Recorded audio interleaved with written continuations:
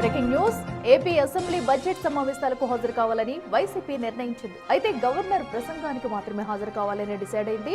గతంలోనూ governor speech కు హాజరై 11 నిమిషాల్లోనే వైసీపీ ఎమ్మెల్యేలంతా వెళ్లిపోయారు. ఈసారి సమావేశాల్లోనూ అదే స్ట్రాటజీ ఫాలో అవ్వాలని నిర్ణయించినట్లు తెలుస్తుంది.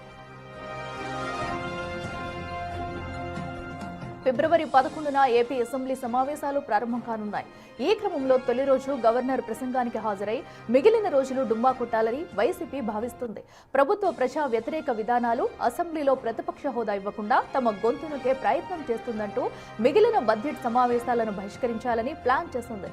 బడ్జెట్ సమావేశాలకు వెళ్లామని చెప్పుకోవడం, ఒక్కరోజు హాజరు వేయించుకునే అనర్హత వేటు తప్పించుకోవాలని వైసీపీ ఎమ్మెల్యేలు భావిస్తున్నట్లు సమాచారం. ఇదిలా ఉంటే గవర్నర్ ప్రసంగం బిజినెస్ డే కాదని అసెంబ్లీ వర్గాలు అంటున్నారు. ఆ రోజు సభకు వచ్చినా లాభం ఉండదని